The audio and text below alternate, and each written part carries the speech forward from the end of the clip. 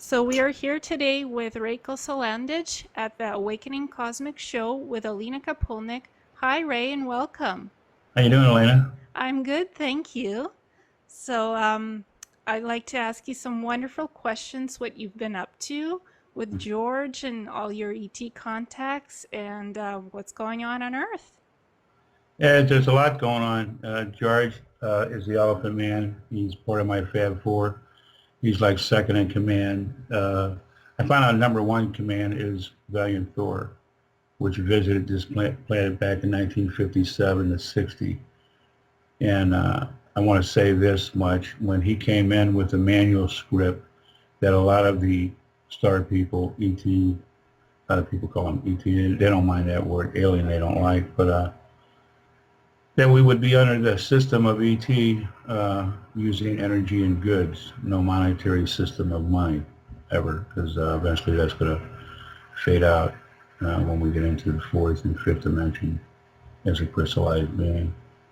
And George, my Elephant Man, is number two man.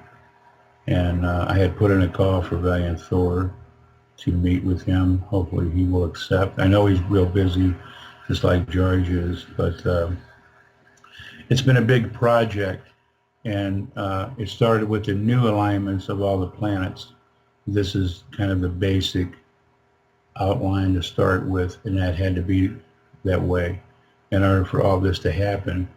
And what I want to let your listeners know, we're not the only ones going through this. Other ETs and other planets are going through the exact same thing.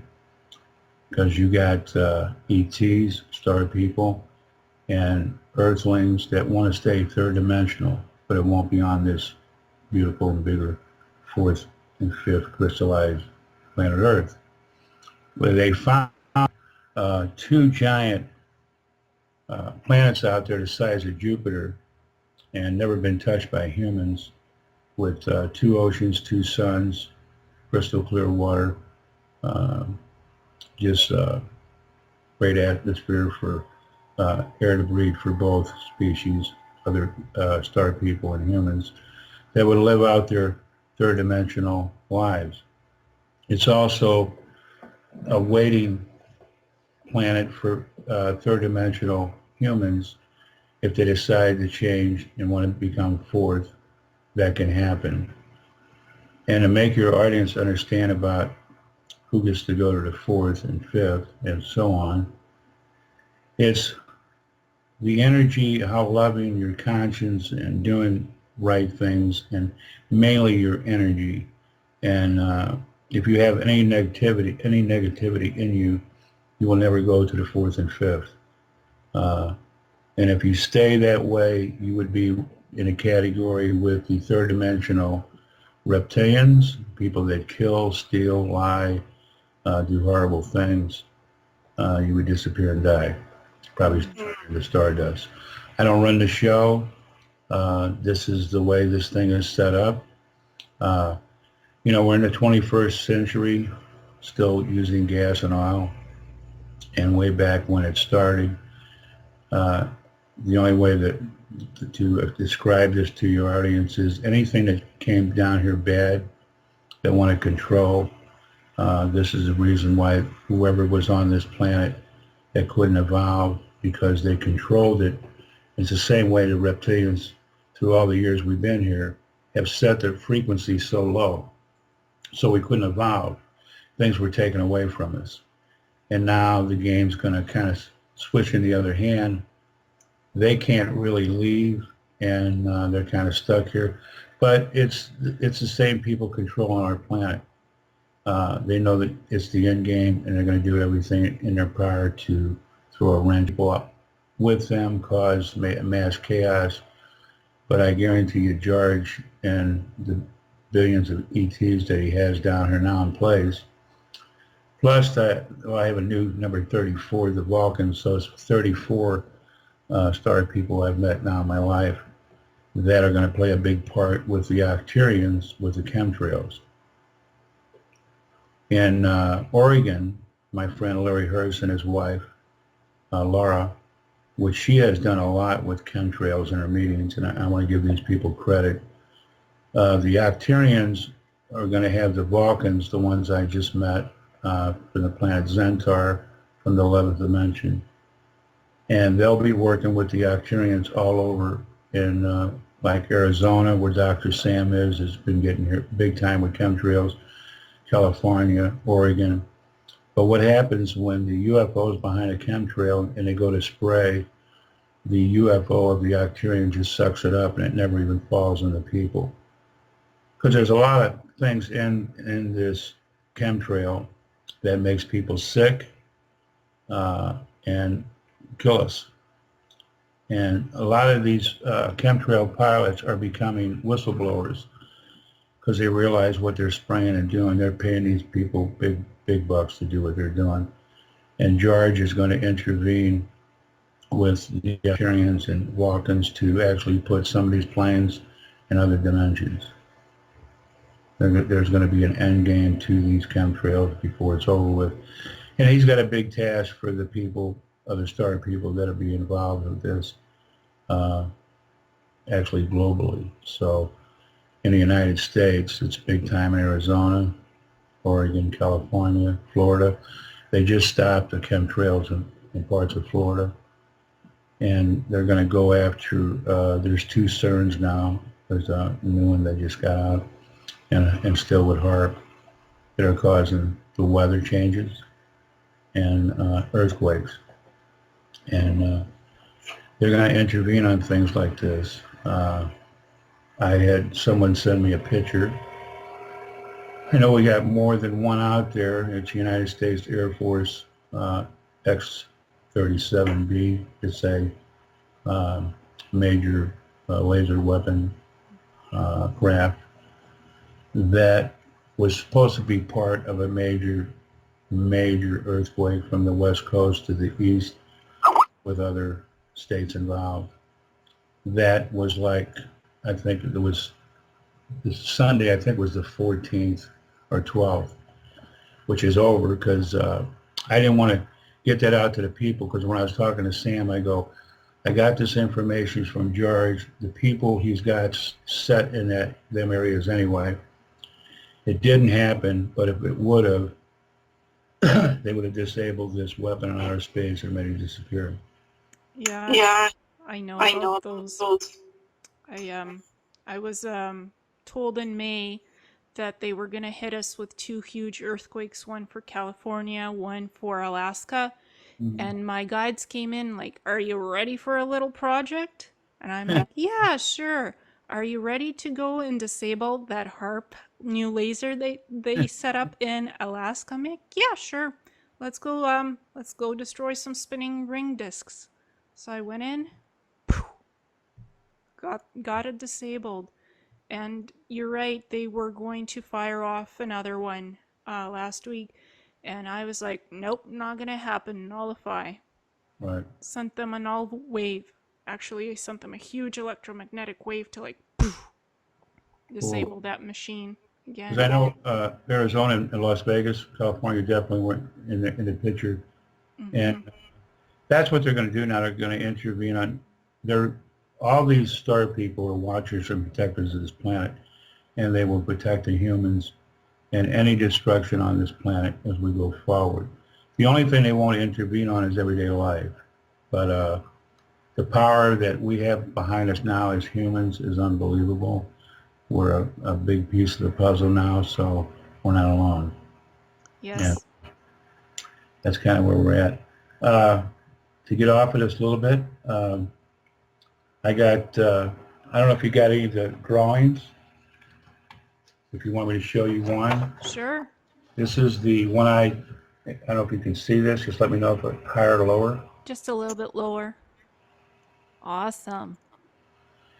In this picture is, there was actually 6. They're from the 4th dimension. And they fly in a giant egg-shaped, beautiful orange at night when I see these guys.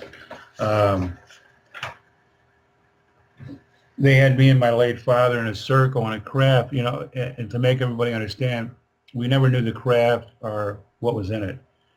And it was all planned out back in Yugoslavia with my late grandfather with this 12-inch dwarf in all colored clothes that would come out of the woods. And my grandfather was a lumberjack, and he would sit on the stump, drink his coffee, and my late grandmother would give him 5 sandwiches, and he would give one to this little 12-inch dwarf.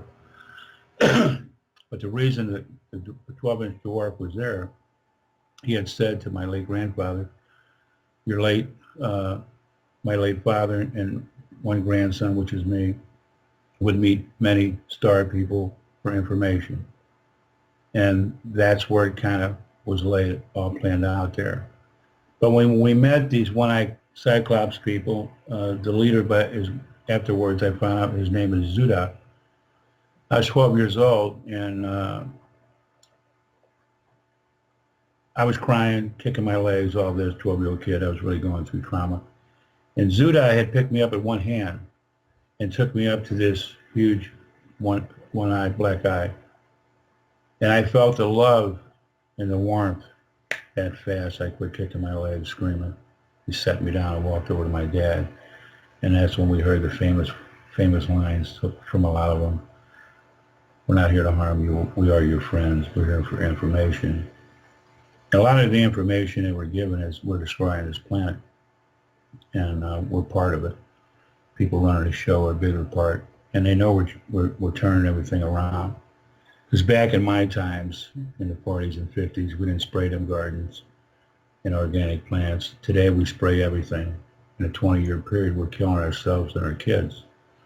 So we're trying to put a stop to that and other things that we're doing as we move forward. And these people have come into the picture to help us, to guide us, and make sure we go through this smooth. And they're going to make sure this happens. And there's so many people ready to ascend now. Some people are going to ascend next week here, and that are ready. And to make people understand, as long as your energy is so high, you're loving your consciousness, you're doing the right things, you're definitely tired of what's going on in the planet we're living, you're going to go. Some people will bypass the fourth and become master teachers. I got a couple people, Sam is one, and this gal Chris in Panama are going to advance to the fifth and be a master teacher. And they'll be working with other ETs.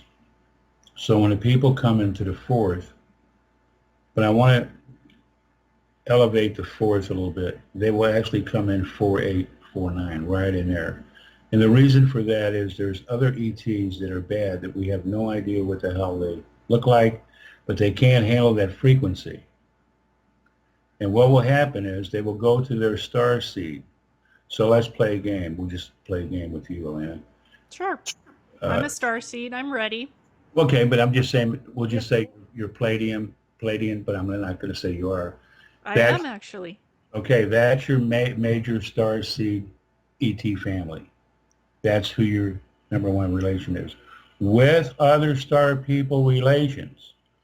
But your major star seed will tell you about your past lives, everything about you, what has been taken away from you. You're going to get all these answers. Then you're going to be able to come back to the fourth dimensional people. Each individual will have enough knowledge to talk about this with other fourth dimensional people. And then you can advance to the fifth. It's more education and knowledge. When we get into the sixth, and that's really far away, we have no body, but we have the power to come in any form we want. And as you go up the ladder, seventh, wherever this goes, I don't know the ending on it, but George is 13th and 14th dimension, so I know there's higher dimensions. 24. Okay, there you go. And if that's where it ends, then that's where it ends. But and we were supposed to do this. I always used me and my late father 368 years ago, probably talking the 1600s. But who was ever running the show down here that was bad, and why these people get involved, that's why. But getting back to the reptilians, which are third dimensional core, what they did and what their agenda was, they put the frequency so low. from Mars, Moon, and planet Earth that we couldn't evolve and things were taken away. And their whole agenda was the entire Milky Way, the 20 other like humanoid planets that look like us and planet Earth, we would have all been reptilians. That was their agenda. But you can thank Tolich and Ramana Council for the people called the Procyons that are from the planet, it's either Kela or Kala, with these good vegetarian reptilians. I never met either one of them, or the Procyons. Back in 2011, when they shot that sonic blast that blew up all the reptilian bases in Orion Graves and caused a 5.0 earthquake, because the only thing the star people were worried about at that time, they might have killed some of our humans in that process. I can't remember the state that they did this in. I want to say Colorado, but I'm not sure. Somewhere near Nevada? Or it could have been there, yeah. Yeah. Mhm.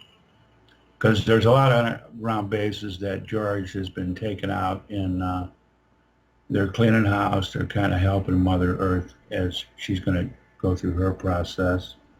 Do you have any questions so far? What's going on in the Cheyenne Mountains? There's a huge base and something about second CERN there? Yeah, is that new CERN you're talking about? I think so. I'm getting Cheyenne Mountains deep in the underground. It's smaller than the first one, but Yeah, they're really watching that close. And they shut down at first CERN for about a week because the scientists they brought in, they couldn't figure out, what the heck was going on.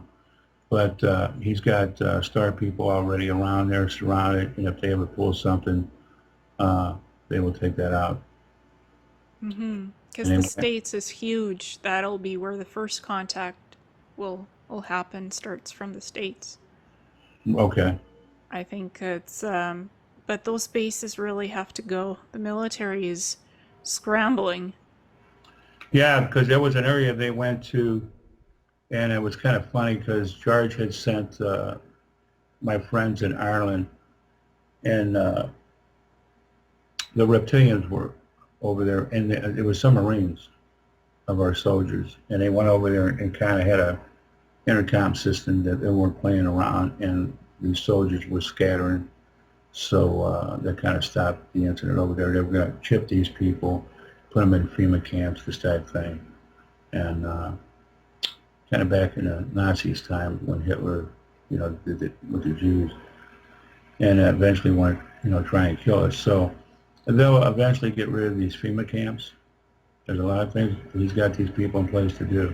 They're not playing around no more. I'm going to show you another picture of these star women. They're 7 feet tall. They got blonde, long black hair and red hair. And I'll show you the craft they fly in. They're 7 feet tall. Their eyes are slanted way back. They're from another galaxy. They have ray guns. You see that pretty good? Oh yeah. And it's all women on this planet. It would be definitely a planet I would like to go to. But anyway, other than that, they're What real. is it called? They never gave the name of their planet. They're from another galaxy. And these people, a lot of these people come from far away. And, but, all these people, even the 4 bad ones that, everybody participated in this. It was an education for me and my late father. He had met half, because when my father was in his dying times, I told him I would find out why, who, what, and where we're going in this. I'm getting real close to the answers. But these people have really helped me when I got older. I met these people 2 times more each. And only the time these 4 bad ones came in the picture was the first time with my late father, but we didn't care to ever see them again. But we knew the negative vibrations of what they wanted. Also, I want to point out, like, one of the bad ones was praying mantis. There is also good praying mantis. So I want your audience aware of that. And I don't want to say all of them are good and bad because I'm just going by the now 34 that I met. The Vulcans are so beyond human-like and kind and do have emotions, because a lot of your star people, as high advanced like George and my Fab Four and some of the people I've met, are learning about us. We're multi-beings with emotions that of sadness and happiness. They don't feel that emotion. I get my guys laughing, except for the Circle Grays, because they talk telepathic and they slurp. But the Nardiques, the elephant guy, George, my little 3-inch humanoid guys, it's like blowing up a helium balloon with them. They keep you in stitches. You know, I'm waiting for Snow White and the Seven Dwarfs and Bambi, because it's like being in a real cartoon, but it's real. These guys are so small. They're all around me. They're floating. They're on my shoulders, my hat, my hair, calling me Raymond, Raymond, real high and squeaky, and you just laughing. They're so neat. These are the ones I'd want everybody to have their first encounter with. Okay? These next ones are the Hmong people. These guys are from the 15th dimension, and they're 6 to 7 feet tall. They fly in what looks like a birthday flying saucer. It's like a birthday cake flying saucer. Could you raise it a little bit? There you go. Yes, perfect. And these guys have 7 fingers, 7 toes. They got suction cups on their fingers. They look like monks. I think Billy Maher had something to do with these guys. I'm not sure. Because there was I don't know if that's true. He had a photo on his car with the 7 fingers, and that's why I think they might have been them guys. They're really, really spiritual people. There's 2 blue people, and these are the Blue Warriors. These guys got bases down here. They're ready and programmed to do whatever they're supposed to do when the shit hits the fan down here. They're from the 8th dimension. These guys are about 8 feet tall. These are the Blue Warriors. That's the craft they fly. It's square with all these red lights around. Can you raise it a little bit? How's that? No, I still can't see it. Yeah, that's better. These guys clean house when it comes to on other planets that George had with the Circle Grays and these Vulcans. When it comes to battle, these people come out on a craft on the planet and just clean house and take over a lot of bases of reptilians, Orion Grays, some Archons too. Mm. This blue lady, she's 7 and 9 feet tall, and they float. She's from another dimension. She's got like a third eye. And I got confirmation by 2 people. Can you see that? Oh yeah, I've seen her. Okay. Cynthia Crawford, who I never met, when I did the show with Laura Carthy, these people from New Jersey, she has the statue of the third eye, and she goes, wait till you hear this, Ray, because she's trying to get me hooked up with Cynthia Crawford. The blue lady came into her house and talked to her. So that was kind of confirmation for me that showing, and I know these people are real because I met every one of them, but I like to hear that a lot of people are, some people see the orange people, they're coming up next, the monk people, the blue warriors, the blue lady, the ant people, ant people had a lot to do with the Hopi Indians. Mm-hmm. And you could hit search and see what ant people and Hopi Indians did together. It's pretty interesting stories. What were you going to say? Something about I had met the blue lady. Yeah. Cool. I've seen her, and I have an image of her as well. So cool. it's I'm not quite sure from what star system she is, but looks similar to some of the blue Pleiadians. Okay.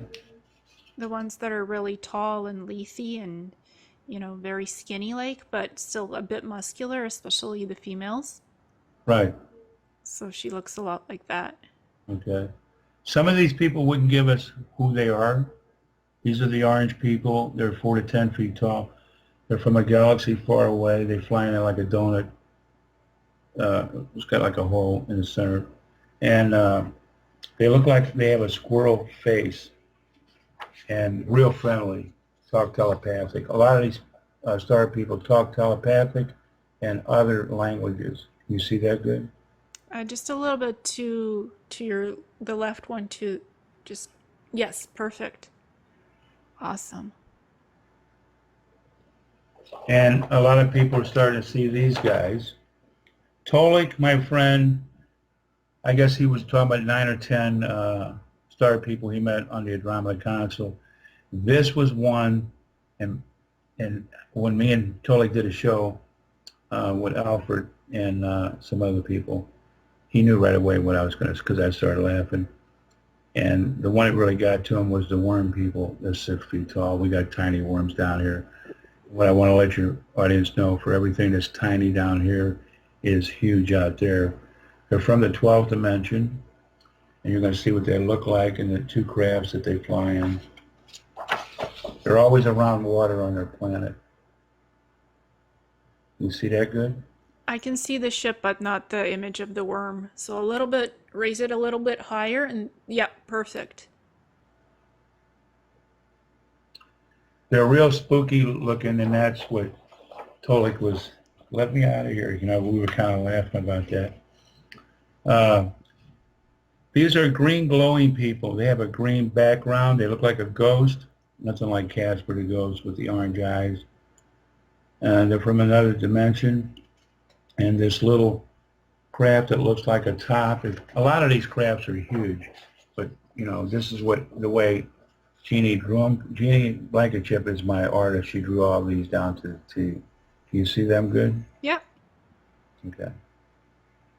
And they talk telepathic. These guys are real friendly. And these guys are the snake people. They don't look like snakes. They got a snake emblem on their clothing. They got 3 fingers and an antenna that's built in with like this snake wrap headpiece. And they're 6 feet tall and from another dimension. Hopefully, and they got these giant, huge purple eyes. And this is the craft they fly. Can you see all that pretty good? I can't, just can you raise it slightly higher? Up. Yeah, that's better. Awesome. These are one of the bad, but also they're good because Margie Kay, assistant director of MUFON, I have nothing to do with MUFON, speaks to one of these. She calls him her Manny. And the ones that were on the craft with me and my late father, they pushed my dad down. I was only 12 years old. I kicked one in the shin, jumped behind my dad, but we knew they were bad, and they're from another dimension. They're 6 to 7 feet tall, huge, huge dark eyes. So this is what these guys look like. So can you raise it up into the, yeah, perfect. And the one on the left to the right a little bit. Yeah, and higher, slightly higher. Yeah, perfect. Kind of give everybody an idea. Yeah. Ugh. Some of these guys can be scary, and Oh, you can't show them weakness. You have to be strong you have when you to. meet them. Yep. I got educated real quick at 12 years old. I wasn't 22, 42, anything like that. The number 1 reptilian lizard type from the planet Hydro and Draco. And this is their ships. And I'm going to let everybody see what they look like anyway. Oh, so just a little bit higher. Yeah, and to the a little bit the one, just more center it. Yeah, and higher a little bit again. Oh yeah, I know of these guys. I've met a few of these from the moon. Yeah. They tampered with some of my female programming. Oh yeah, yeah. I've heard a lot about what they do that. Yeah. They're not just the Greys. A lot of them abduct people too. So yeah, I've heard a lot of stories on that.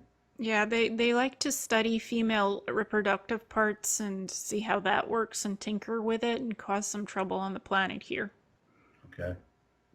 This is I got a cat by the name of Jerry Lee. These are the cat people. They're 9 to 12 feet tall from the ninth dimension. And it looks like a syringe craft that they fly in. They're brown and blue in color.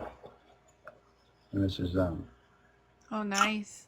Slightly raise it up and towards the center. More like, yeah, and higher a little bit. Perfect.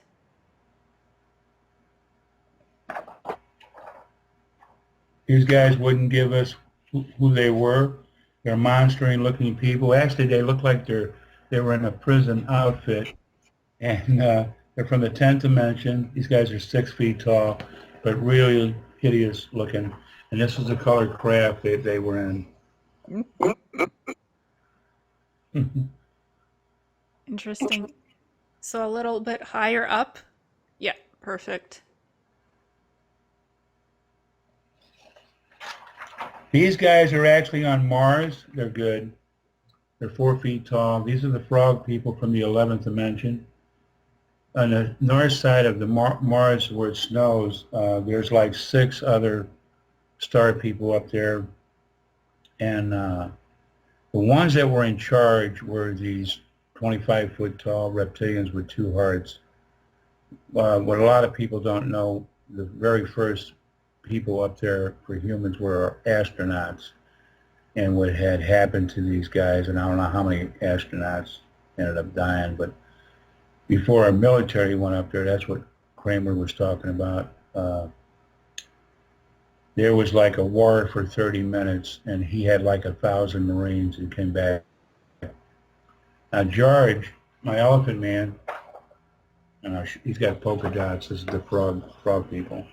So just raise it higher and to more to the left. Yeah. Yeah, just more a little bit to the I can't just okay, so raise this one up. Perfect. There's these 50-foot tall Netians with these 27 to 30 feet tall whites that kind of took over in charge up there. These 25-foot tall bad reptilians are gone. And we have our cousins up there. They're real chunky. They got some weird names, Kramer and Andy Passaggio. Asiago. Okay, we're kind of describing and the different weird names they had because I couldn't pronounce them, but there's a couple videos out of both of these guys where Kramer was told to leak this out, and certain people he's seen up there, but I'll kind of keep that kind of out of the picture right now. Here's another one that wouldn't tell us, who they really were. I had to use a name for these guys, so I call them the hairy people. They're 8 feet tall. They got 6 fingers. They're ugly but friendly. Have an orange glow around them, and they're from another dimension. And you'll see how scary these guys are. Halloween's coming up. These guys would fit in great with it. So a little bit to your left, like the right picture, and a little bit down. And a little bit more center now. And up. Because like even more up. Up and center. Yeah, just a little bit to the left now. Yeah. Awesome. These are hybrid, half human, half alien. Their eyes don't blink. They're 4 to 6 feet tall. Some of these women have blonde hair, dark hair, black eyes, and blue. These are some of our women that have these children by the graves and the way they do it. And our human women know that the child is theirs. Mm-hmm. I had a woman friend of mine that it was like 1 o'clock in the morning where they actually knocked on the door of these graves, and there was her daughter, and she knew the daughter was hers. It's half human, half alien. And can you see everything? Yeah. And it would be like this all the time because she wanted her daughter, and they said no way. But if you don't want us to ever come back, we won't.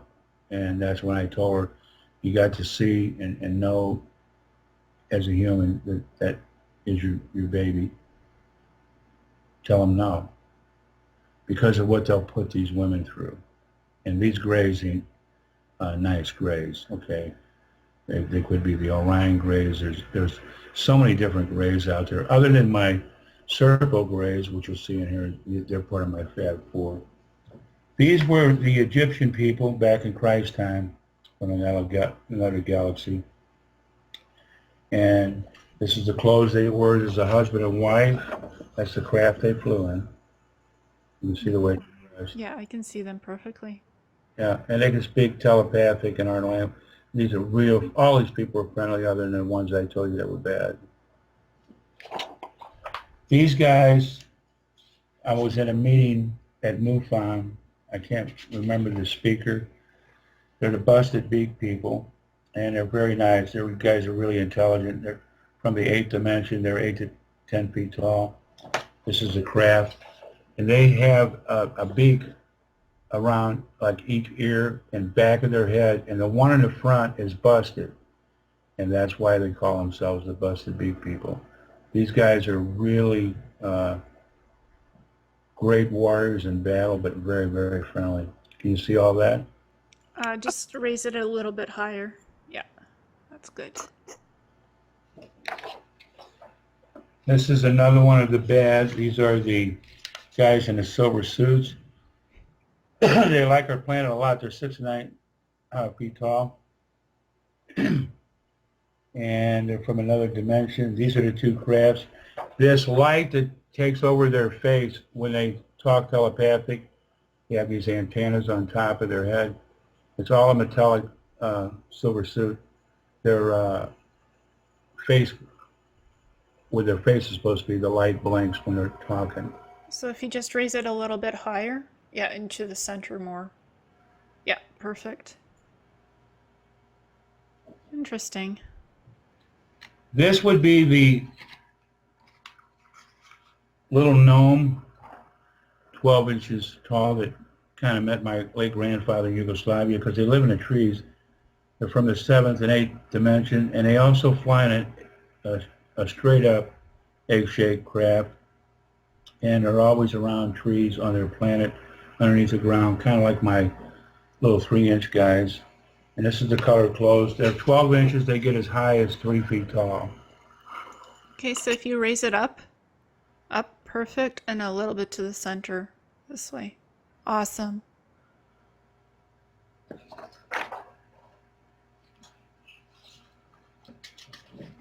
These guys wouldn't tell us who they are. They're 5 to 6 feet tall. They're in this giant ball craft.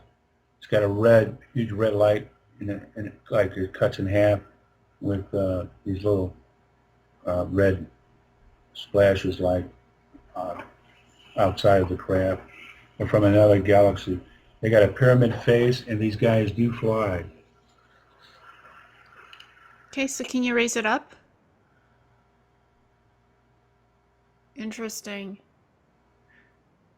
It reminds me of something that a fellow, I won't say his full name, just CG, that he said he'd met one of those glowing golden people with a triangular head. Okay. That reminded me of that. I think that guy, too, was with the blue avian bird people that have no relation to my bird. Yeah, just looked familiar, just kind of the triangular head. Okay. These guys are pretty neat. These guys are 6 to 7 feet tall. They protect the universe and planet Earth. They have black pants, an X vest, hood cape. He has a laser pistol and a laser-like rifle. Huge nose, got a mohawk, and black pants, and the vest is black. But these guys are great warriors, and they're friends of us, and they're working with George too. Nice. You get to see everything? Yeah, so if you go a little bit to the right, like, yep, perfect.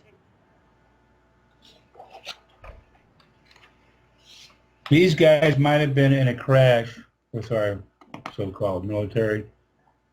They're only 4 feet tall. They're childlike. They got huge blue eyes, and they fly in a diamond-shaped craft, kind of a real beautiful pink color. Especially at night, these things are so beautiful. Uh, but they have like a blue cape. They're in a blue jumpsuit, curly hair. These are these guys. So if you raise it a little bit higher. Yeah, awesome.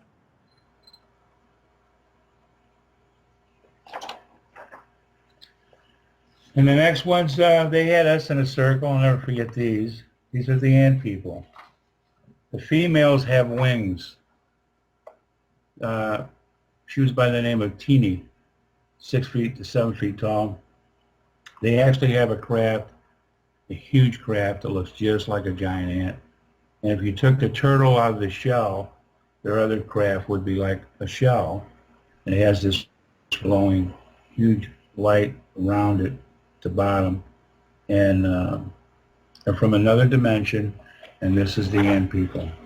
These guys are 6 to 7 feet tall.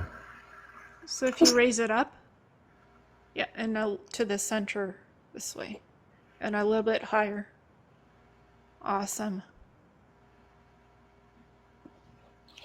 I think it was back in the 50s, Navy pilot was talking to ground control, and they were asking what he was describing. And there's something about, if I tell you I don't want to lose my license flying, and they said, no, go ahead. He said, I see a giant ant. And it was a giant ant's craft. This is the first time, and people that don't think there's angels out there, this is a real angel I met by the name of Catherine. They're always around water and sunlight. They're highly intelligent. They've been our protectors and watching us over for years. They have a blue glow around their ship that's all white. She has blonde hair, beautiful wings, beautiful, beautiful lady. And this is her here. Okay, so if you raise it up into the center, awesome. I got to speak to John Martin. He did a interview with Alfred almost a month ago. And Alfred's going to host a show with me and him because I finally got to talk to John 2 nights ago. Great, great guy. I love his music and their frequency, the music for Star People. We have a connection because he saw a gold football size, it's gold or brown, of my little 3-inch guys. So we got a little connection there. And I finally got to talk to him, and really interesting person, great guy. And he sent me where they actually, that's how loving these Star People are, a cloud that was in shape of a heart, and then a crop circle. These are the very first Star People that came into my life.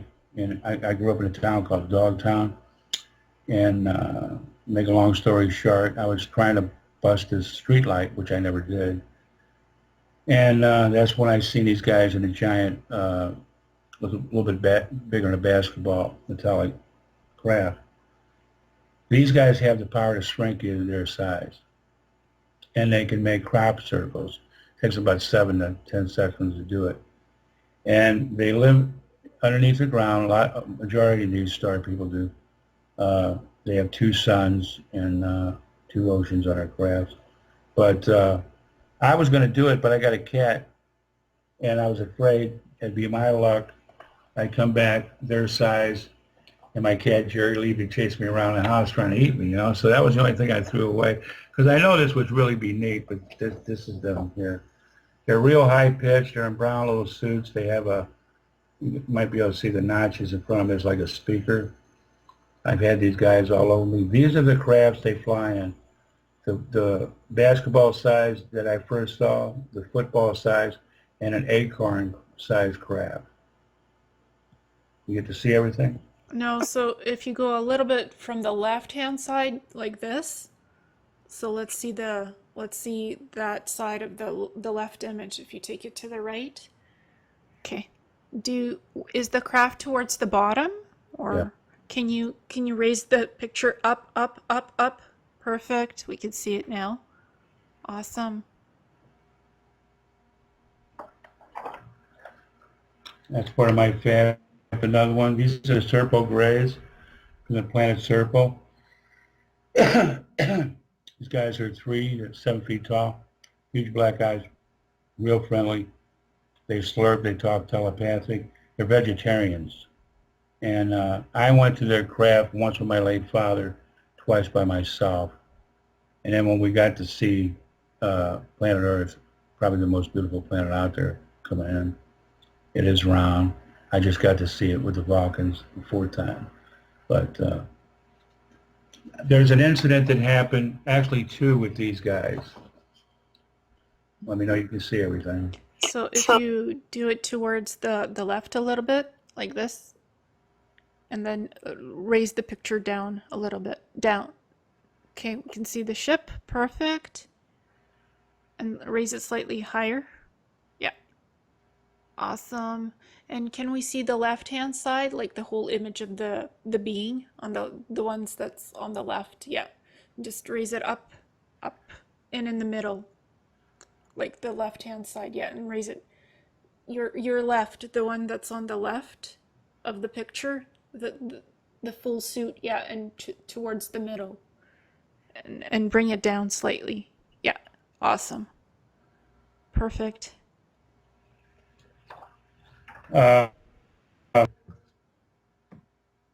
We were sitting in these colored chairs with them. Yeah, 12 years old. But anyway, I noticed like coax cable all the way around top of the craft. And underneath was these real vines. And they had these handprints, like they'd have like this. I'm trying to do it, some people.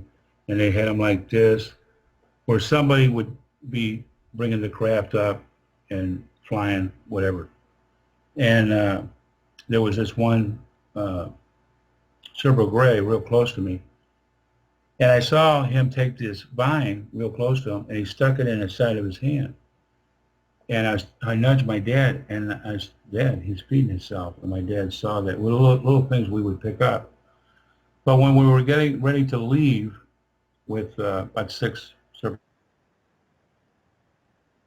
immediately me and my late father bent over, and blood was coming out of this nostril real bad. It wasn't hitting the ground. It was like a chain necklace, and it was coming back into the next nostril. So we're hitting ourselves. I'm looking over my late father, and I thought we were going to die right there. But it stopped bleeding, and we pursued. And what I want to kind of tell your audience, these crafts are coming from in or out of dimensions to get here. And on the outside of the craft is radiation, magnetic field.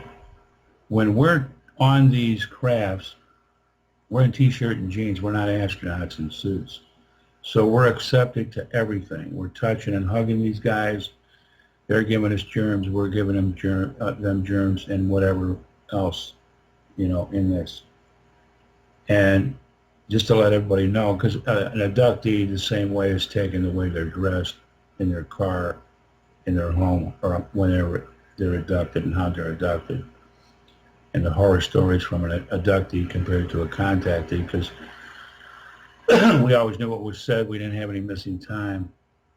This is the guy that's probably the most popular guy out of my Fab Four, as the Elephant Man, and I give Dr. Sam Muggsy credit for calling the human name George. He's my best buddy. He's a warrior, and this guy's 10 feet tall. They fly in 2 cigar-shaped crafts, brown and white, a flying saucer, and also lately a black triangle, huge crafts. These crafts are 3 to 4 football fields long and real wide. But this is George. This is the way he looks. So if you raise it up, yeah, awesome. And slightly to your left a little bit. And let's see his full suit, the left-hand side image. If you can raise it up. Yeah, and to go to the center. Yeah, just more to the center, because I can't see him. I can't see George. Okay. So, because the picture is big, so right, perfect. There's George. Welcome, George. Hi. Actually, listen to this show as we're doing it. They're always here because they know the information. I'm getting it out. These are the other part of my Fab Four. They're the Nordiques that look just like us. They're actually down here with the star women I showed you second. You put a pair of jeans and a t-shirt and a blouse on these people. They look just as human as we do. And the only way you're going to tell the star women in a Nordique, their eyes don't blink. And they're 5 to 7 feet tall. Their women actually fly the crafts. You see that? Beautiful. So if you just, yeah, nice. The cigar shape and the triangles. Yep. You get to see what they look like pretty good? Just can we see the whole picture of them, like the male and the female together? Just bring it down and to your left and up. And up, more up, up. Yeah, there we go. Awesome. That's my Fab Four.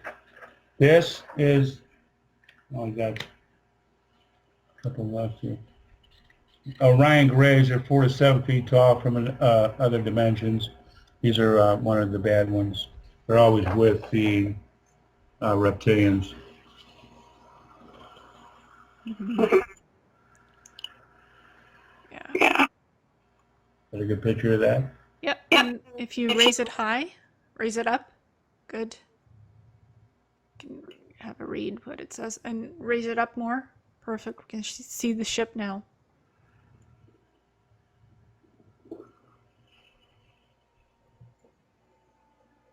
Awesome.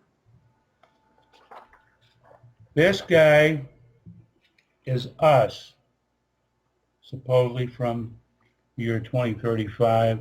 He's a time traveler, and his name is Neil. They messed up. They fly in a triangle craft. They messed up with DNA, and they were coming back here for all things body parts. This is what I got from this guy. Never seen him again, only one time. You see that? Yeah, a little bit towards your center. Center him. Because I'm seeing white space right now. Okay. Yeah, perfect. And the last one here is, we got tiny ones in the ocean. They're HAARP people. They're 2 to 10 feet tall. They're from the 23rd planet. And the movie Cowboys and Aliens, which I finally got to see, they fly in a dragonfly craft. We got little tiny dragonflies and tiny HAARPs. And we got giant ones that are star people. Their planet was dying, and somehow they messed up on their DNA. And let's see, that's him. Aw. And let's see, that's the craft. Yeah. And he was supposed to get back to me, but he never did. And I don't know if they ever made it or what. But, and I got number 33 here. And I'm also going to show the room that I have my meetings in. This is the number 33, the bird people. They're 9 to 12 feet tall from another galaxy. They're real good friends with the Vulcans that I just met. And here they are. Let me see if I can get this right. There you go. Yeah. Awesome. And kind of a side shot she drew.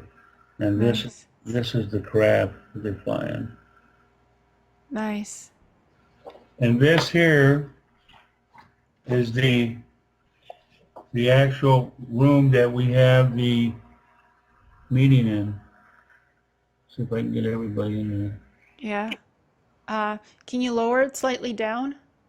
Down, so we can see what Valiant Thor looks like a little bit more down. Yeah. Awesome. Well, that's the Nordiques, not Valiant Thor. Sorry. That's the Nordiques and his wife. Okay. To the left is George sitting down. To the right is the Serpo Gray, and I'm going to raise it up. And there's me with the little 3-inch guys.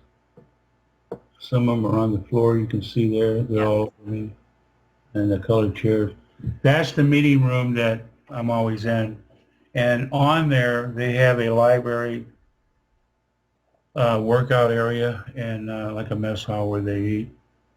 When I met these Vulcans, it's actually up there. We did JP's show Monday with Sam's real good friends with him. They've probably known each other 6 years. I didn't realize I was going to talk the most, but the people he had in his chat room, JP, kind of blew them guys away because I was talking about kind of, they didn't get to see the pictures like you did, but I was kind of giving a little bit of here and there. But the Vulcans showed so much emotion and treated me like a king. And I never had ET ask me this. And we were sitting in these colored chairs, and he called me Raymond. He said, "Would you like something to drink?" And I was shocked. And he said, "We have water. We have your coffee." And I said, "Coffee sounds good." Because I seen these buttons on the wall, and there's 11 other Vulcans in there. The Vulcan I was talking to was like 6'2". He was 2 inches taller than me. And some of them are 5'7", so between 5'7", 6'2". And they're dark green with the pointed ears, black eyes, black hair, and dark brown jumpsuit. Built real good with this green V, stands for Vulcans. They have 4 fingers, a thumb, 3 fingers, no little finger. And speak great English and other languages. And he pushed this button and pulled out a weird cup with coffee that I could see the steam. And it was like this weird V-shaped table that he sets it down. It was the best coffee I ever drank. And he said, "Raymond, are you hungry?" And I really wasn't. He said, "We have your pizza." So the next time I go with these guys, I'm going to eat their pizza. But anyway, I had to go to the bathroom. And then the whole show of JP and Sam, you'll see it's on my Facebook and YouTube. But it was the leader and 2 Vulcans followed me over to this room. And when I turned around, they raised their hand and this door slid. And I walked in and there was this weird-looking commode. Went down and did my thing. And anyway, I couldn't find no toilet paper. I thought, oh my God. All of a sudden, I sensed this enormous, great scent. And it took care of everything. So when I got up and kind of turned to the left to face the wall, as soon as I did, the whole wall turned into a mirror.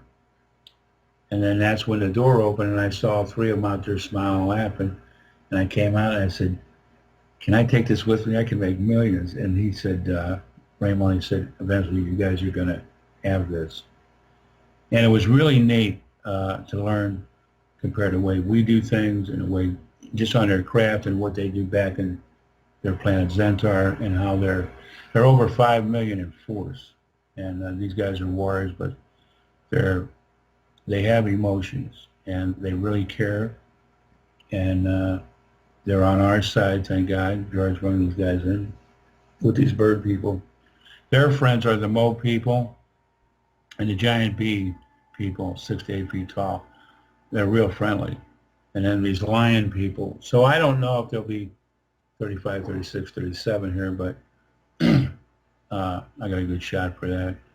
And the mole people are friends with the Vulcans, so that just may happen. And Jeannie right now is in a process. She'll have the Vulcans down to the detail.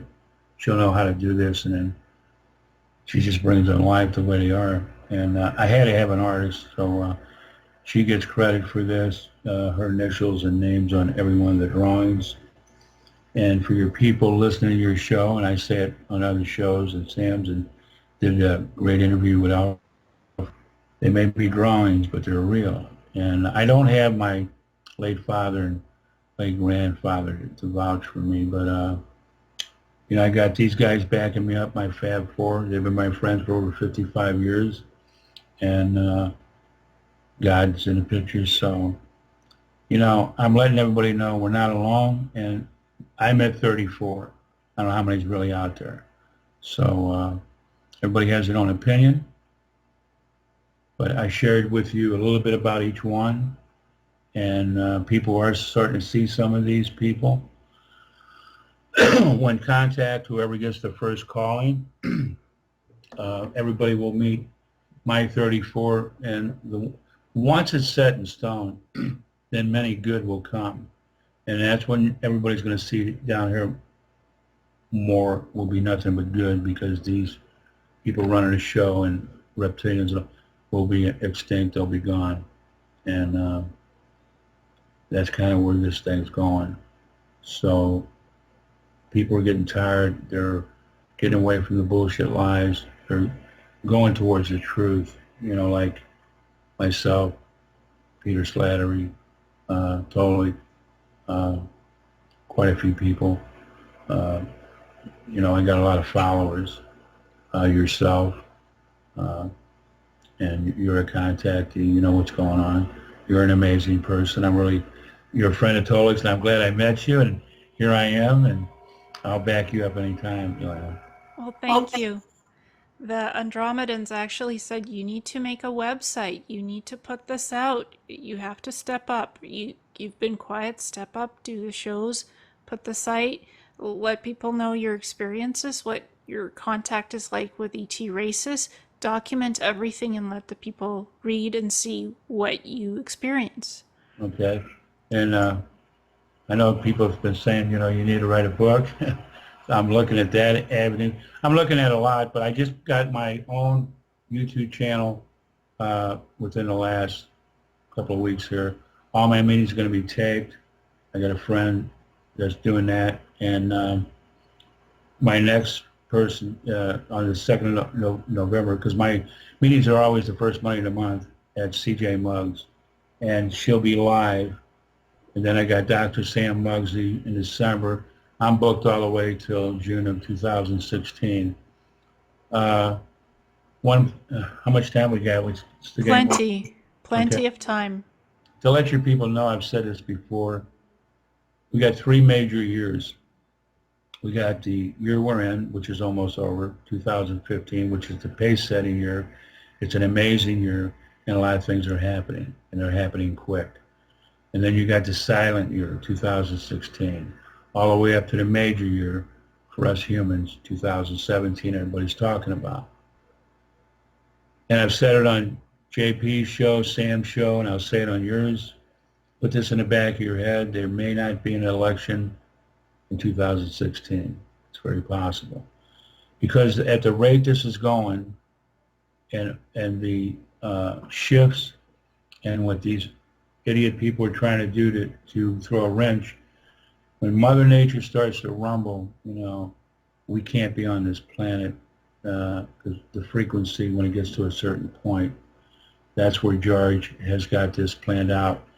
Be like an Earth-like planet will be pulled to, in case it got to that point. No third-dimensional human could withstand that frequency. But, we're all going to go, the ones that are ready. The ones that I'm trying to save are the ones that, yourself, when you do a show with a guest or whoever, write comments, that's all these people got to do.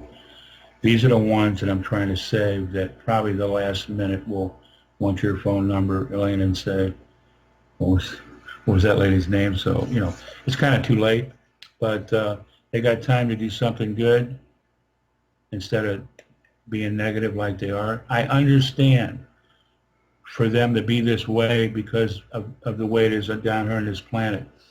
And that's what I say on all the shows. It's not a perfect world. You got good and bad out there. You got good and bad down here. The good outweighs the bad on both ways. And it's split. You got negativity on both sides because everybody's entitled to their own opinion.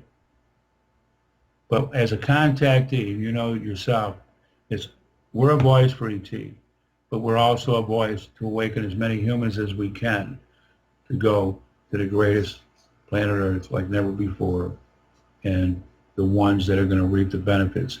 Us as humans in the 21st century are going to be the ones who reap these benefits. And it's going to be an amazing ride, and I can't wait, and I know a lot of people can't wait. Exactly. And I I recently wanted to go to the Andromedan ships, biosphere ships that Tolik is in contact with and me.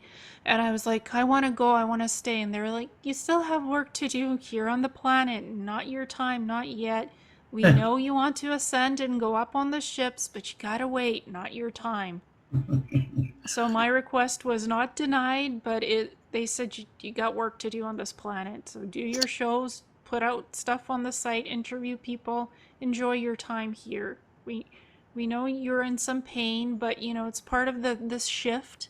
So just work through it, and you'll come out of it. Don't worry about it.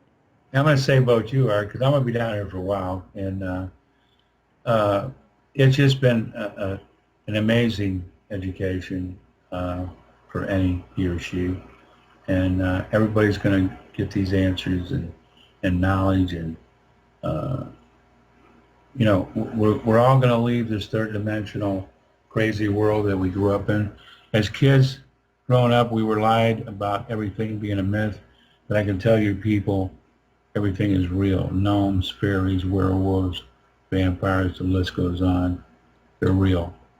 I And know. I see them all around me. They're like these beings are cloaked and they look human, but I can see who they are. Sometimes I'm like walking on the street and I see, oh, that one has a reptilian tail. Ooh, but they're cloaked as human because they're but shapeshifters. But yeah, these beings are walking among us all the time. I know they can change themselves in any form they want. And that's what people have to understand. You got these people here for a purpose, for intervention the wrong way, and you got many good ones now. A lot of my 34 have underground bases here. These people are programmed and ready to do what they're supposed to do to protect us and intervene, and that's what they're going to do. And people will see some of the people that are top-notch people down here that will pay for their crimes. They may not see all of them. It may be out there, because usually the Nordiques are the ones that come down in the huge motherships and take them back to their planet for trial for their crimes. And it's possible they could see it on planet Earth, but uh, I'm not going to put that in stone, but it's possible for everybody to see some people that we know that didn't actually do it, but gave the power of voice to it. And they're going to pay for their negativity for killing people. Okay? Mm-hmm. And if anybody kills anything negative like that, their history, they're gone. And just like the wars you see or here Pakistan and Palestine and Israel, these people got time. And if they don't turn it around to a positive, they're not going to be here. Yeah. I mean, the Ark of the Covenant could rise. It's still in Israel. It's still on the Holy Mount. It's underneath the Temple of Solomon. And if that thing rises, it has electromagnetic radiation. That thing is like worse than a nuclear bomb if it rises. Yeah. So it has a dampening field around it. I lived in Israel for 2.5 years, seen the Temple Mount, saw Jerusalem. I lived there. Cool. Not a coincidence that I was there. So I know where the Ark of the Covenant is. I could sense it. I was a little kid when I was there, but I could sense the power when I walked there in Jerusalem. Wow. It's That's one place there. I'd love to go because of all the back in price times and that. I would have loved to have met him and been there for him. But yeah, it's been amazing education. And I've always done work for him. And he's about ready to do something that I've been Yes. doing all my life. Sananda, right? Sananda? Yeah, Jesus Christ. I thought you said his name, right? Oh, no, no. I just said I did work for God, Jesus Ah, Christ. yeah. And he's going to end up rewarding me with a woman I've been searching for all my life.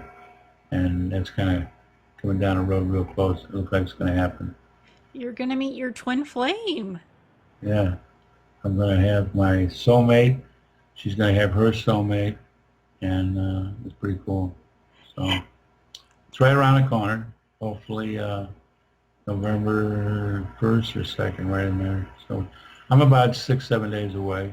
And we've been talking for over a year and a half on Skype and on the phone, every day on the phone. So looks like it's going to happen now.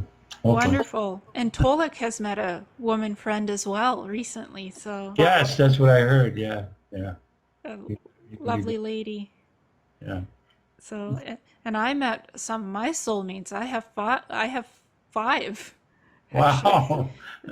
They're Andromedan and Palladian. Wow. So, yeah, five of them. I met.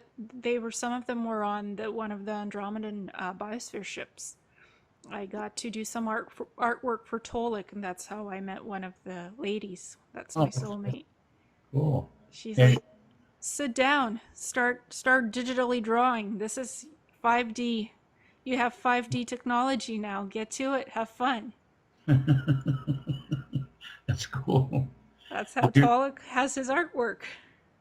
you're living in Canada? Yes, I'm out in Canada, and every night almost I'm somewhere floating about in space doing something. I'm telling you, it's a pleasure to meet you and an honor to be on your show. And, I want you to always keep in touch with me because anytime you want to talk, I'm here for you. Thank you, you too. What will the new 4D and 5D Earth look like when all of this happens? Do you know? It's all I know. It's going to be amazing. They haven't really showed me uh, what it's going to really look like. It's going to be bigger, beautiful, no disease. Um, the women will be 7'4". They will appear to look 20, 25. The men will be 8'4". They will appear to look 30, 35. And we'll be healthy, no disease, no wars, no poverty, and we won't want for nothing. And we'll be working side by side with star people, learning new technologies.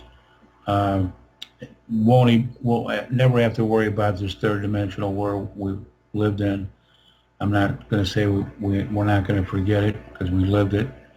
And the people that want to be third dimensional and have other planets out there with other ETs, yeah, everybody's going to be happy. And, like I told Sam, Ileana, I want everybody to go. It just ain't going to happen. It's not a perfect world. If it was a perfect world, me and you wouldn't be doing none of these shows. And it would be all set in stone. Everybody would be happy. And it just don't work that way. But we're in this all together as individuals. It's us to up us on how we want to progress and where we want to go.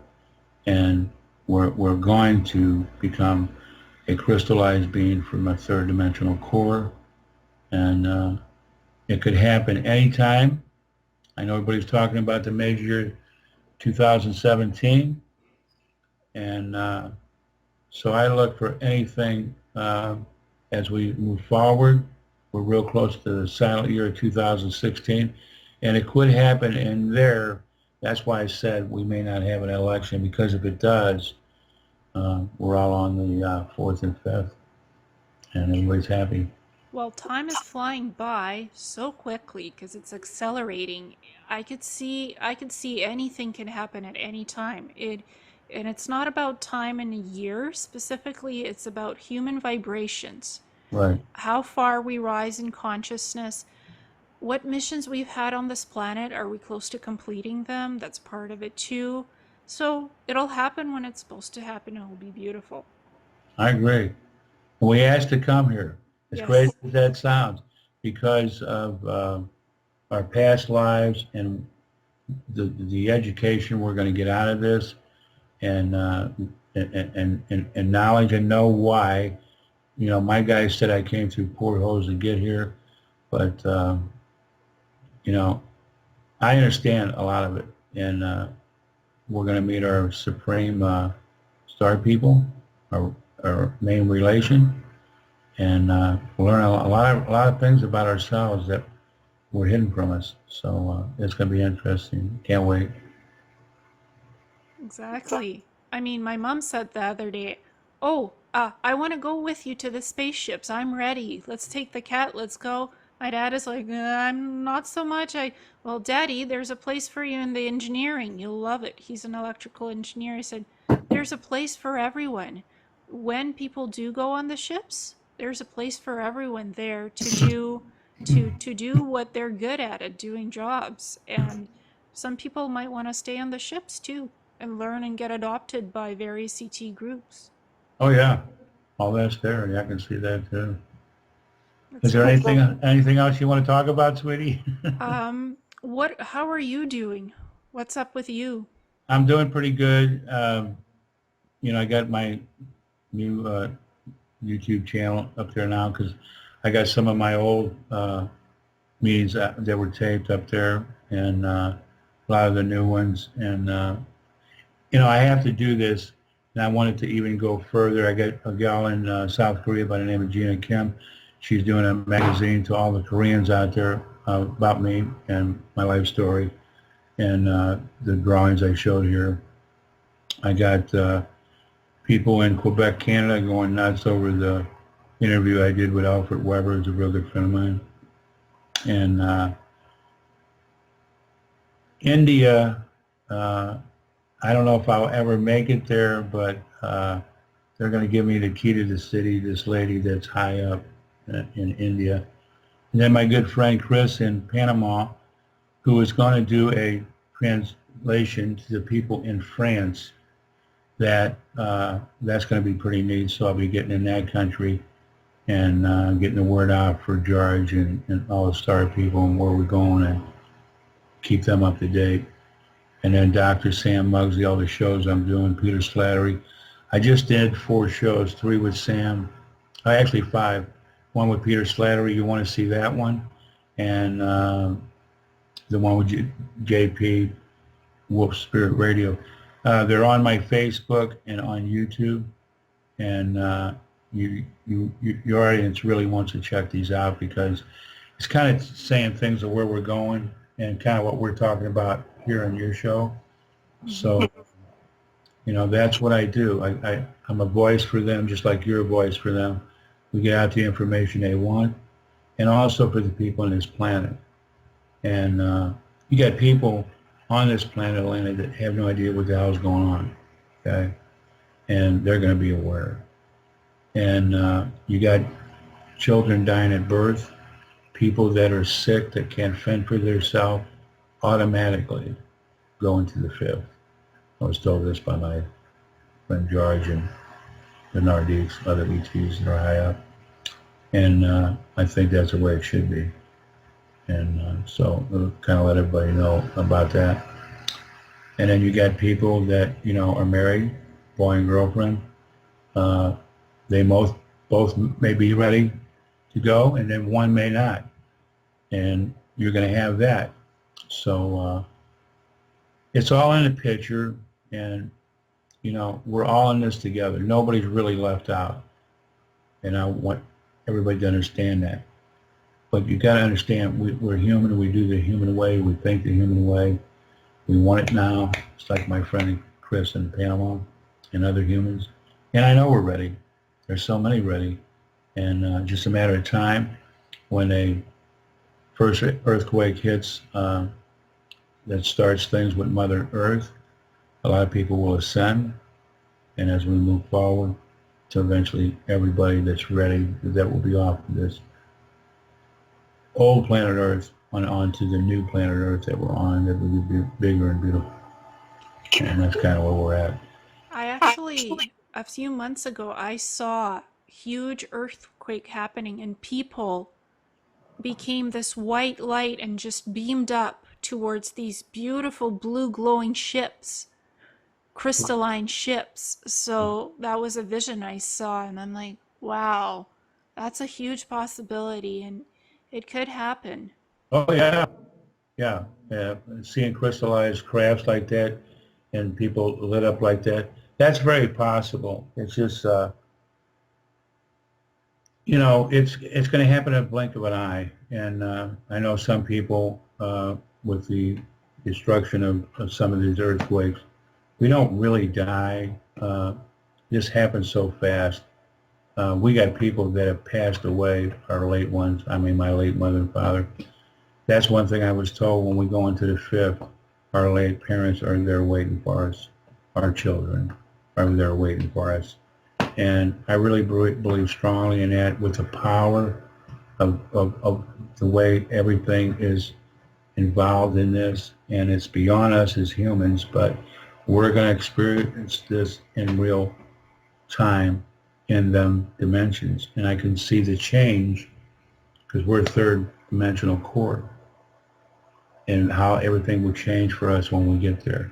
So yeah, all that's in the picture. As, Yeah, as well, some people are half third dimensional, fourth, fifth, and sixth, and they're struggling because they're shedding stuff from their body, the negativity, they're shedding things, and they have these unexplainable ailments, diseases. I have a few somethings, and I understand it's my body getting ready for a shift, for a core shift. Even though that you're experiencing that pain and it's tough, hang in there. It's all part of this planned event. I agree.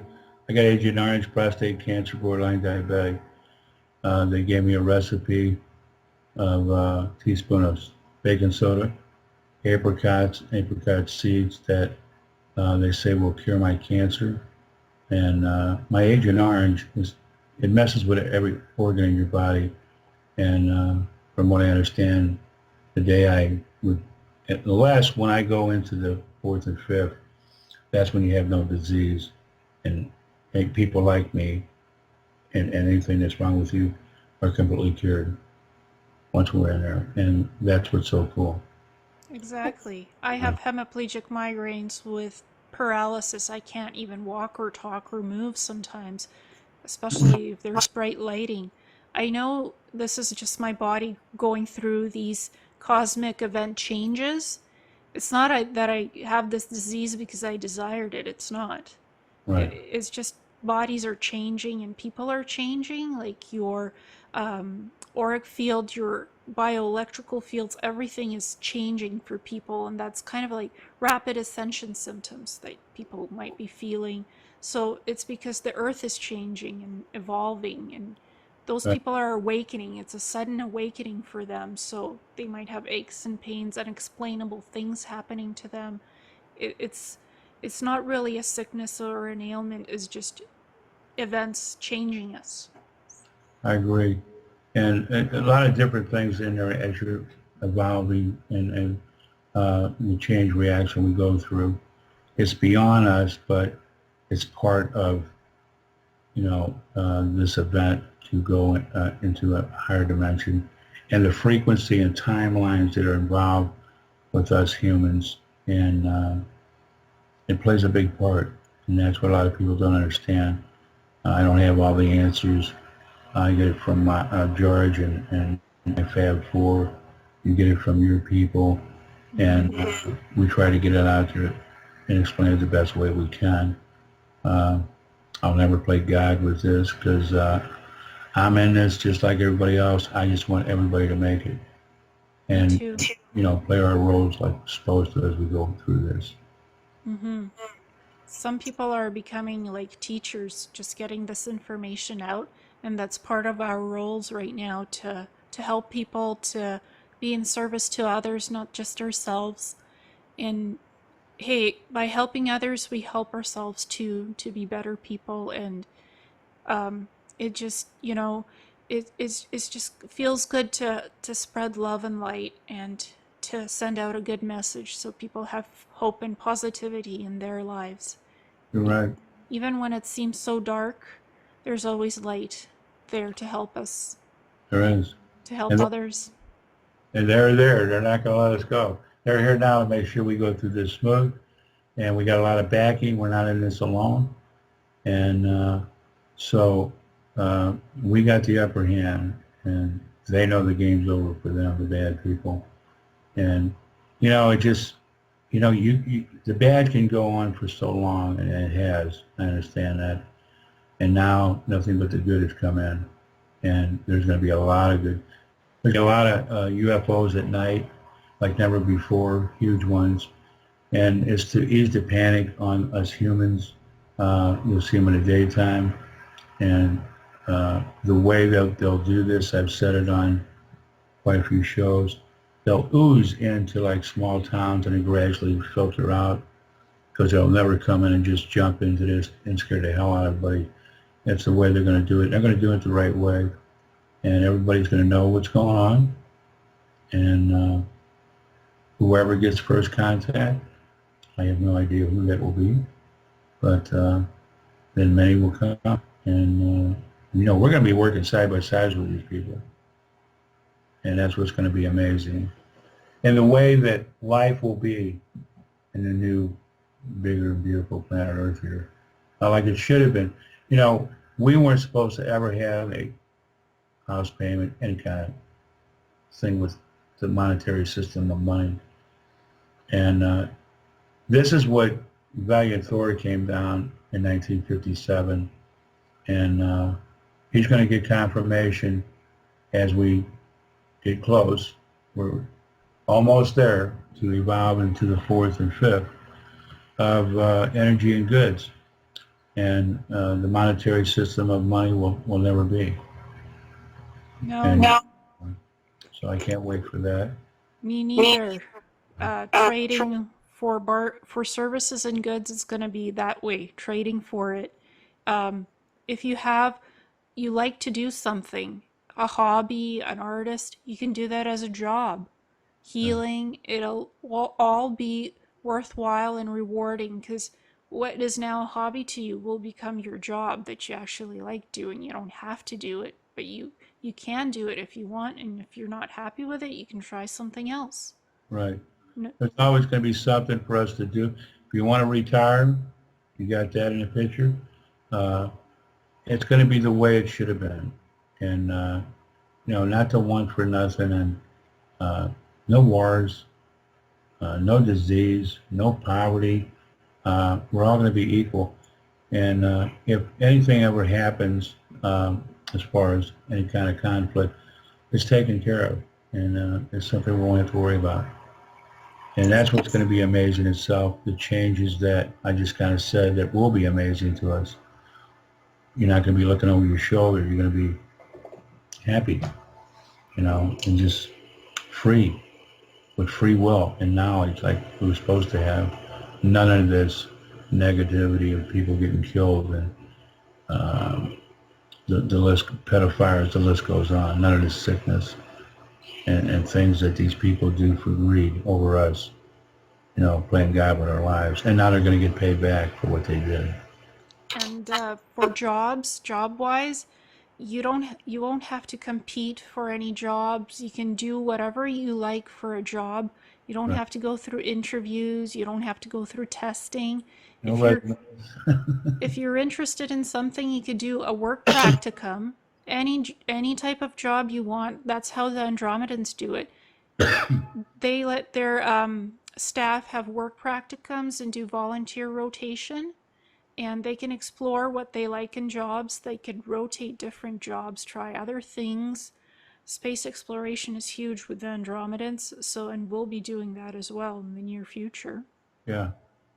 We don't have to be just on one planet. We can travel, and we can rotate ships, planets. You can explore whatever you are interested in doing. That's how it should be on Earth too.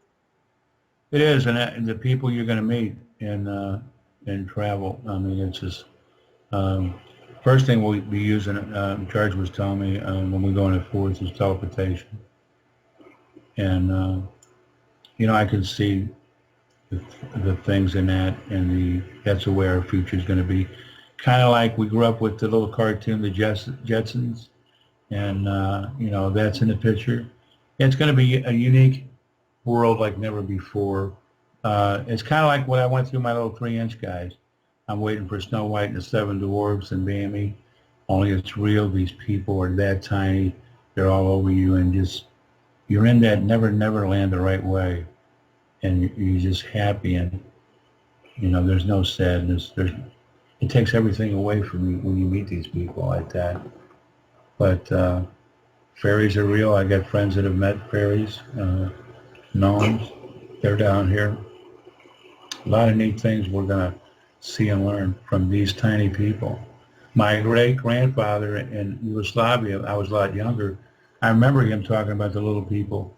And he was a lumberjack, and he would go where this little pond was and sit on the stump and sing and talk to these little 2-inch, half-inch, 3-inch people. And my late father would talk the language of Yugoslavian, Croatian. But when I got a little bit older, I would talk to my grandfather, and it was something else. And there's 3 generations there. Now it's all me. I carry the torch. But my dad was implanted at 5 years old, and what he went through, he had some missing time. But when he came in a picture with me at 12 on, he didn't have any.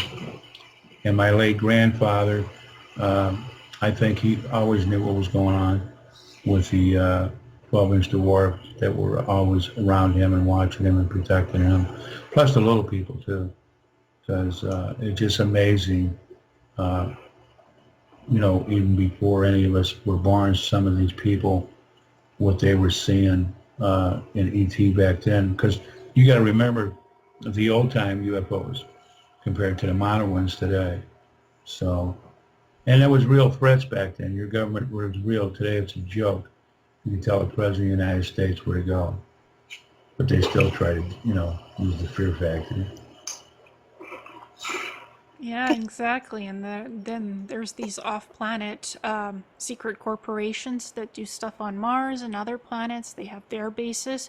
Those are scary people. They're above the government, like 35 levels above and up. The government doesn't know what they're doing. So Yeah, those people are the scary ones. right. They're the boogeyman in your closet. And they're watching them close. There is a species up there that eats us. This is something that there was so-called an agreement. I don't know how true this is with the astronauts, but then it didn't work out for them. And then when the military got up there, because my good friend Alfred Weber, he did the book on omniverse, dimensional ecology of the omniverse. There's 7,200 humans up there now in them underground bases. But when I was reading his book, in a 5-year span, there was a total of 90,000 people went through that planet. And I had Alfred quite a few times as a guest on my meetings on Skype, and I said, Alfred, I wonder if any of them people got killed. And he just looked at me on Skype. He goes, that's an amazing question because that's possible. And it's something he's going to look into because what Alfred's doing for us is amazing anyway. He's going after the Queen of England and a few other people, even the Pope. But we need Alfred for what he does. And I commend him and his people that are behind him, that work for him to do what he does. And then we do our job, for the star people and trying to give the best knowledge to the people down here to understand that this is real and true. We're not here to bullshit you. We're all in this together. But you got people that will sway a lot of us, and that's the only thing they can do. Mm-hmm. The American people ain't stupid. No, they're not stupid at all. And you have these whistleblowers who were in these various secret space programs that are coming out, telling their stories. So Right, there's all kinds of stuff coming out. And there's us who are contactees. right, We're sharing our experiences and having people on our shows, but we're different from the whistleblowers. We're not the same. exactly. You're right. Our energies are different. It's we have our experiences, but they're not the same. We weren't in the military programs. We weren't subjected to manipulation by the government. We're different. We have different experiences and stories we share. Right. So it's not the same thing, and if people think it is, it's not. No, it's not. You're right. Well, I ain't got too much else to say, Ileana, so whatever you want to do from here, we'll do. I wanted to ask you how time is it flying by quickly for you, or is it going slower? What are you experiencing right now? Oh, it's going quick. It's just that, I'll give you an example. When I met the Vulcans, because I was only in the craft for about an hour and 11 minutes, Your watch doesn't work in space. There's no time in space. Excuse me. And I was completely shaved. So how I find out how long I'm on there, when I first go meet him in my car stops. So let's say it's almost 8:30. We'll just say it's 8:30. And I'll remember that. And then I'll go in there and have the meeting with him. We'll either take off, go to another dimension, whatever. And then when it's done, after they leave me and my car starts back up, I immediately look for a quick trip or somewhere where there's a clock, and it gives me an idea how long that meeting was. But I'm clean shaved, and in that hour and 11 minutes, in their time, I was really gone 2 weeks. In Earth's times, hour and 11 minutes, and completely shaved, and have more than a 5 o'clock shadow on me. Uh, and this is what happens. A human going through time, something I'll mention that I didn't get to mention, me and my late father, when he was alive, we had asked George about Flight 19, 5 Avenger pilots that went missing in, 1945. These guys were pretty young, in their 20s,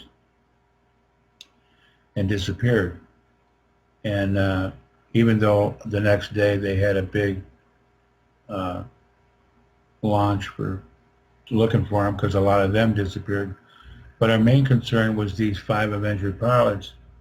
And I would ask George and Circle Grays and the Nordiques, are these people dead? And they said, no, they're alive in another Earth-like planet. And it made sense to me and my late father, because as a human, going through time and timelines, the cells that in us that going through time, the molecules changing. So if a Nordique can live to be 1,800 years old in a Circle Gray that'd be 350, the technology and what they learned for their immortality. They talk about us being in the sun. That's why these people are underneath the ground. We're in the sun too long. And they call us mutants. And they're really right, because I'm 68, but as we get to 80 and 90, we shrivel up and look old and everything. The cells that die by being in the sun that long and what we eat and everything, our top scientists today are trying to reverse themselves, even though we're living longer, would be our immortality as we move on. But at the same token, as we're getting close now to moving up 2 notches, 4th and 5th dimensional crystallized beings. So that's still going to be in a picture for knowledge and education of these cells, of where we've been. The sun's good in a lot of things for growing and whatever, but for humans, what it does to our eyes and our skin, and then these cells that die that make us shrivel up. So what they were saying, was a great education. And I understand now they have 2 suns, 2 oceans on their planet, but are underneath the ground. They're the masters of the underground. And when a star person is on top of our planet with the sun out, they're not out there very long. They have to get in their craft real fast. So that's an education in itself, and I just kind of want to bring that out to you people. I get it. I mean, I can't stand being under fluorescent lights. My eyes are so sensitive, I can see the flicker of those fluorescents. And at work, I'm trying to get them to switch to LEDs, which is Okay? a little bit better. It's more like natural daylight with this newer technology. My body's like, I want to go underground. It's part of that evolution. I see better in the dark than I do in the daylight. Okay? So I totally get about the sun. I can look at the sun and I actually feel good, but then I want to go into a darker place and work in a darker environment, and everything everywhere, the cities, the towns, everything is so lit up with electrical lighting. It's not funny anymore. Right. So it's not very natural to have all of these halogen lights, fluorescence, all of this lighting. It's especially in the evening when you're in a crowded place and you have all these lights around you, you're like, that hurts my eyes. Plus, what we're exposed to the rays of these uh, lights and that, and just like the sun. So these people are beyond us, and they're going to educate us more in what we've been going through and what we've been doing wrong, because the people in charge here weren't about to tell us what we're doing wrong. You know, Western medicine ain't cracked up what it's supposed to be, and they want it, pharmaceuticals want everybody on a pill. It's all about two big things: greed for money and disease down here, and it's all going to change. And all of us can't wait for this, but it's going to happen, and we're getting real close. We are. It's going to be wonderful, and we're a lot of us who are sensitive are preparing for these changes, and we can sense that something big is happening, and it's going to happen. It's already part of it. This is just the beginning. It's first stages, and it's stages. It could happen like in the blink of an eye, but for some people, it's just beginning stages before that blink of an eye. Right. You get all of this information and a knowing, and suddenly you say, "Oh, I'm not human anymore. I'm not a. I feel like a hybrid here. I'm not the same because you have been changed. You Yeah, can't and go back." you're not going to know it and see it. You're going to be taller, slimmer. We're not going to eat that much. We're going to be able to jump high, possibly fly. These are things I got from George and the Nordiques. Um, and that's the way it should have been, you know. And now we're going to be the ones to enjoy it in the 21st century. And, I wish the other people, when whoever came down here bad, got to do it then. But that's what these bad people do. They come here to control and use whoever for what they want. And it's all about greed and all about being what they are. And thank God for these good ETs that have come in our lives, that are here to help us and have a lot of power and technology to stand up to what we have here against the weapons we have, because I definitely wouldn't want to be on the other side going against George and the billions of star people, Octarians, Circle Grays. We'll never win this war, Oh, ever. oh yeah. I've been on the Arcturian starship Athena. Wow, amazing, huge ship. They have these singing corridors that are healing, and these light corridors. You can just walk around at night and you're healed suddenly. Your DNA is like so healed and you feel wonderful. And these different laser lights with music. Some half of the crew is asleep. They need a little bit of sleep still. And you can just wander around, pick a hall, and just walk for miles on the ship because the ship can change. It Yeah, could shift. It's usually circular, but it could shift and it vibrates. It's alive on its own. They have biotechnology that's living that right. creates half of the ship, so it's amazing.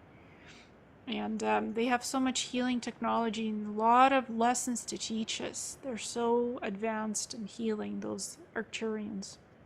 I know, and they're so loving and caring. And but when it comes to battle, that they're true warriors, just like the Vulcans and the Blue Warriors. I had to take a pill for when I met the Vulcans because there's live things on this craft, and it has something to do with your DNA. It's probably about the second time I did this. I have a protection shield now when I go meet my Fab Four, because I was saying early what, radiation outside of craft, magnetic fields, and what you're breathing and where they're coming from, and being inside the craft and hugging. We're accepted to everything. And I told my guys the way they come in my apartment, my TV's off, that something has to change, because if we don't, we got to do our meetings here because as a human, this can kill me. And that's when they, stepped up with this protection device that they put me around from the time I leave my car to the craft and back. And, like I said, we're not in spacesuits, so everything has changed. Everything's moving back the right way. And now I get the information instead of every 2 months or days, less than a week. I'll see them in a little while, but the way this thing's moving and what they're doing and going after these reptilians, some of our military, blowing up these underground bases. They're doing it in California, Arizona. They're making wave and helping Mother Earth go through her trauma quicker. There will be underground super volcanoes underneath the ocean, underneath the ground, that's going to erupt. Volcanoes that will erupt. There's so many things that's going to happen beyond what we can comprehend in this. But we're going to get through this safe with these people. They got everything planned out. Everything is planned out to the T. Kind of, Exactly. give humans a little human term on there.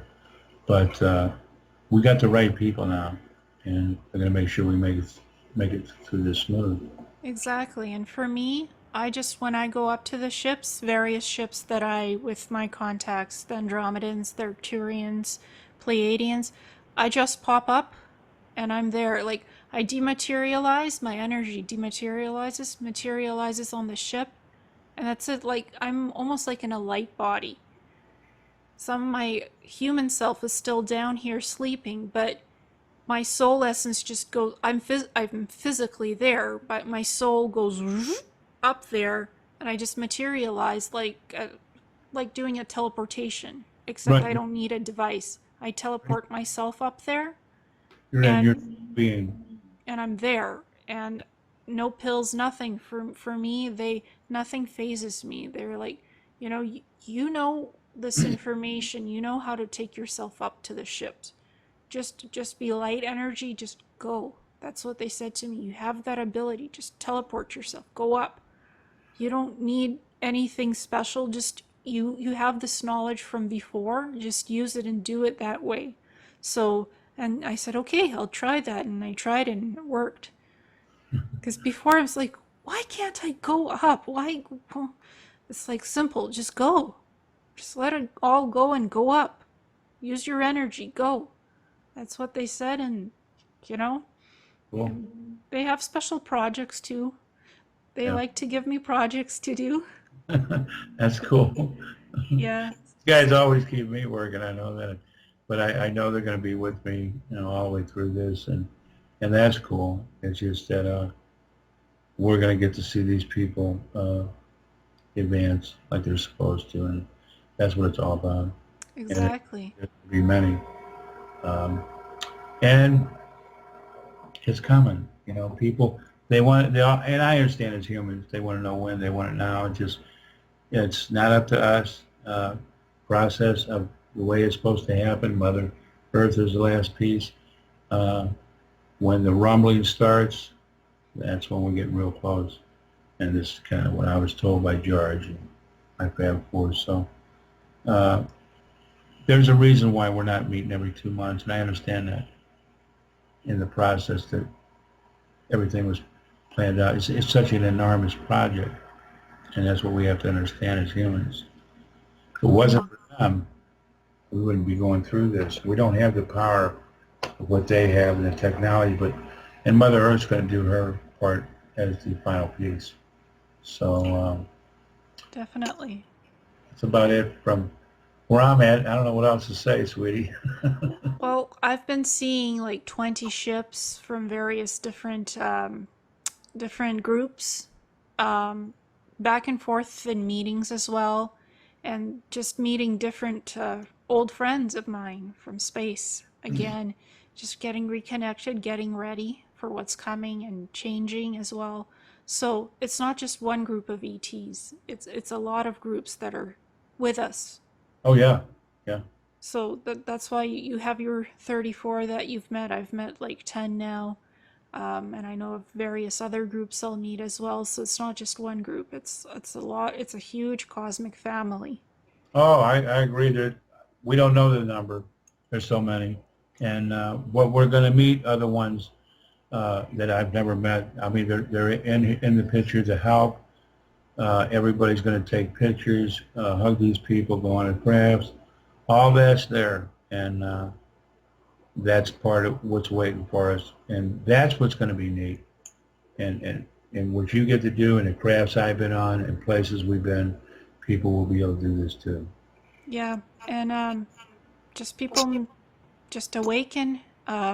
Listen to the shows if you want. Take out of it what you need, and if it doesn't resonate with you, don't take it in. It's all up to you. That's right. We're just here to tell our sides and to teach what we know, and people just be yourselves, be your authentic selves, and live your lives to the best that you can, and enjoy every little moment that you have in life, all the good times. I agree. Smile, laugh. Yeah, life is too short, and you don't need the bullshit no more. Yeah, We're all going to be taken care of. yeah. So, with that, I just want to thank you for everything and have me on your show, sweetie. And thank you. It's been a pleasure, and I hope we can do it again. We will. I want to have you on my show. I'll get with you on that Okay, excellent. I'm happy to come on. a little bit down the road because I want people to hear you because you have a lot to say. I know that. Okay. And again, I want to thank you for everything, and you're a great person, and I Thank love you. you for what you're doing too, Ileana. Take Yeah. care. Bye. Bye-bye.